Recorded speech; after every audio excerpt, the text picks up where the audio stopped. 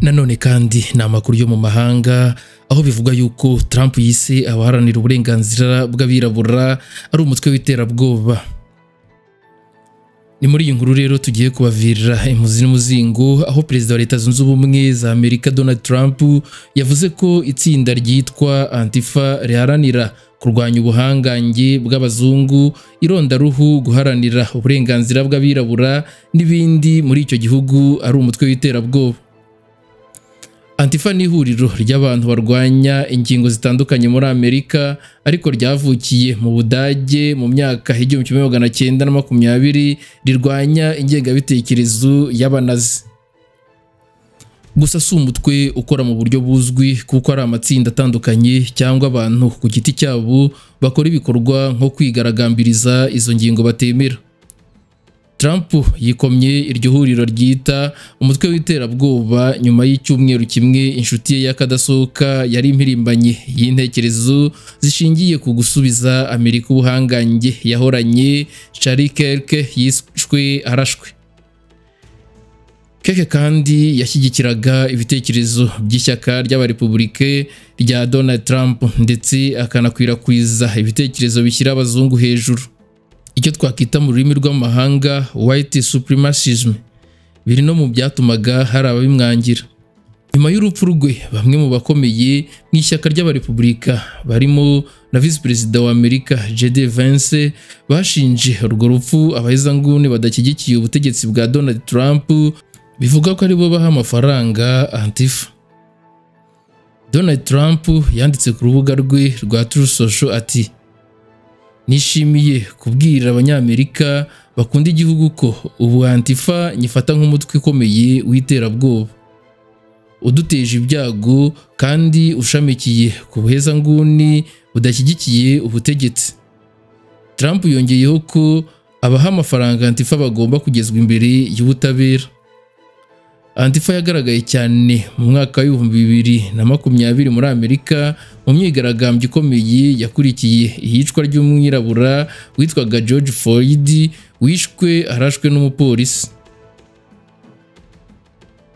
Afrika, mu gihugu cy'abaturanyi cya Tanzania, aho Perezida Samia Suluhu yavuze ko amatora ya perezida atari intambara. Perezida wa Tanzania Samia Suluhu Hassan akaba n'umukandida w'ishyaka Chama cha Mapinduzi ku mwanya w'umukuru w'igihugu yasabye abaturage gushyira imbere ituze n'umutekano muri iki gihe igihugu kitegura amatera rusange mu kwakira 2025. Perezida Samia yabigarutseho ku wa 15 Nzeri 2025 ubwo yiyamamarizaga Imakundushi, agaragaza ko ibikorwa by'urugomo bisenya demokarasi ndetse bigasubiza inyuma iterambere ry'igihugu. Perezida Samia yibukije abaturage ko amatora atari intambara ahubwo ari igikorwa cya demokarasi, abasaba kwirinda ubushotoranyi. Mu magambo yiwe yagize ati: "Ndabasaba guharanira amahoro n'umutekano. Amatora si intambara ahubwo ni igikorwa cya demokarasi. Ibikorwa by'urugomo ntibizana igisubizo. Amahoro n'umutekano ni ingenzi cyane mu bihe by'amatora." Samia rero yanijeje abaturage ko inzego z'igihugu ziteguye kurinda umutekano mu matora, aho yagize ati: "Inzego zacu z'umutekano zifite ubushobozi bwo kurinda igihugu. Ushaka kwirinda ibibazo azajye gutora asubire mu rugo iwe yiturize." Uyu muyobozi yanaboneyeho gutangaza umugambi afite wo gushyiraho ikigo kizaba ububiko n'urwibutso rw'ubwiyunge i Zanzibar, kizabika amateka ya politike n'ay'igihugu kugira ngo bizabungabungwe ku bisekuru bizaza.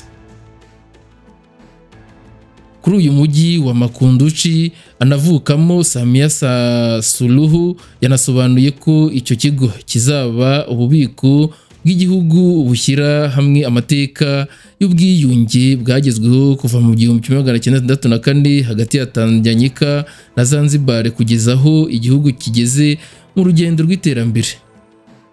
Mu magambo yiwe yagize ati: "Dufite gahunda yo gushyiraho ingoro ndangamategeko y'ubwiyunge kugira ngo ibisekuru bizaza bizamenye amateka yacu, aho twavuye, aho turi n'aho tugana." Dr Hussein Hassan Mwinyi umukandida wa CCM ku mwanya wa perezida wa Zanzibar nawe yunze mu rya Samia Suluhu ashimangira ko amahoro ubumwe n'ubwiyunge ari byo bikwiye kubayobora. Mu magambo yiwe nawe yagize ati amahoro ubumwe n'ubwiyunge nibyo bigomba kuturanga.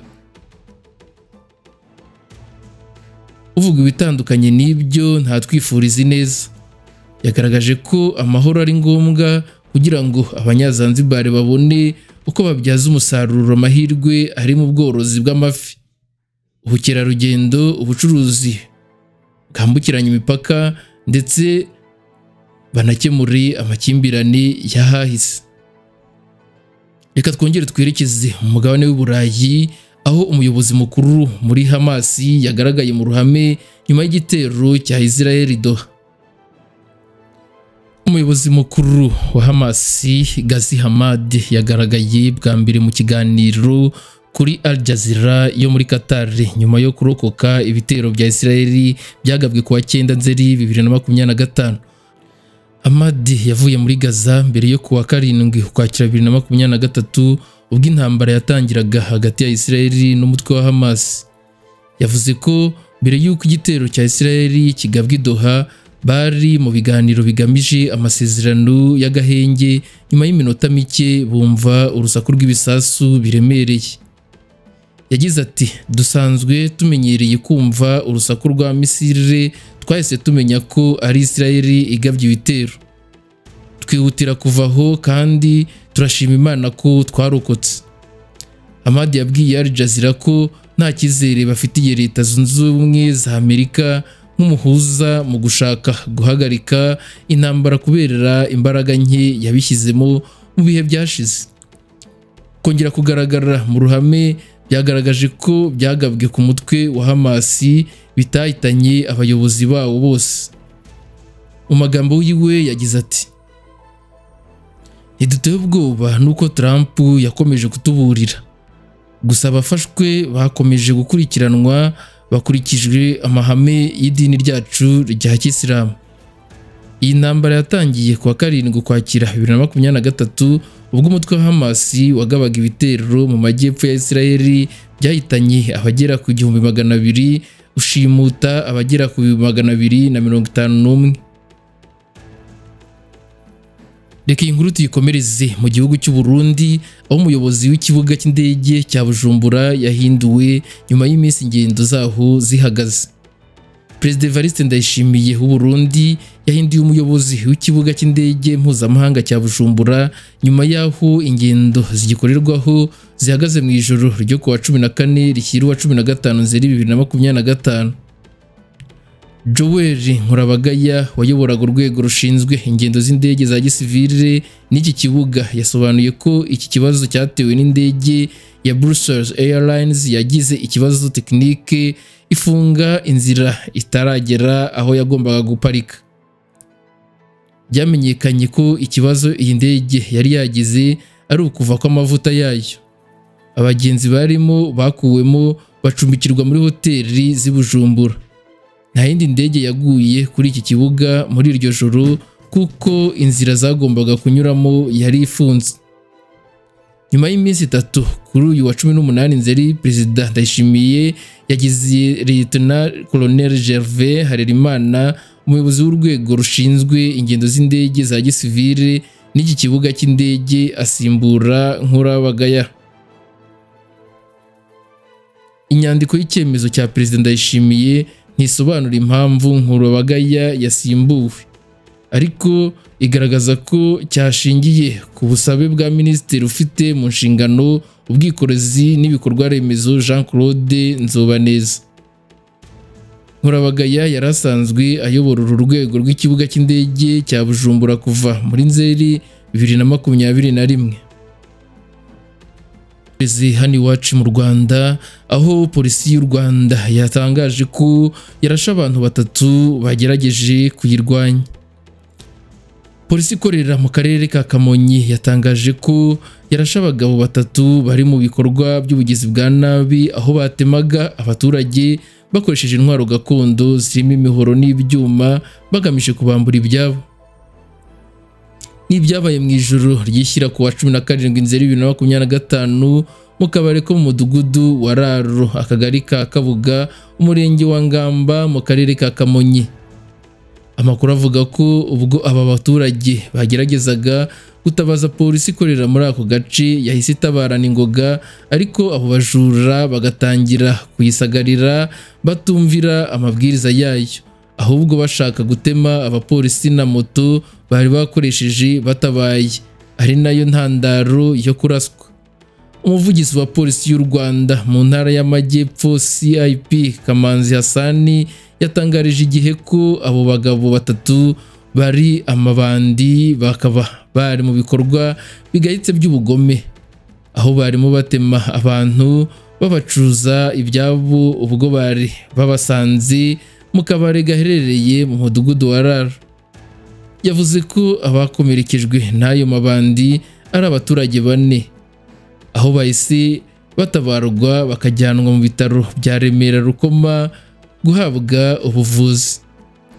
CIP Kamanzi yakomeje avuga ko ibi bidakwiye guhungabanya umutuzo n'umudendezo w'abaturage kuko polisi ibabereye maso. Ati polisi irahumuriza abaturage n'abaturarwanda, ikibutsa kandi ko itazihanganira abantu bigize intakoreka bishora mu bikorwa bigayitse by'ubugizi bwa nabi bihungabanya umutekano n'ituze ry'abaturage.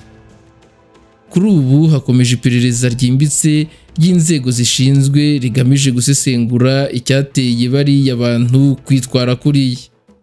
Ni The Quick Times News nk'ibisanzwe, nta kindi usabwa uretse kureba aho hasi ndetse subscribe ugakandaho, hanyuma tugakomeza kubana 5 kuri 5.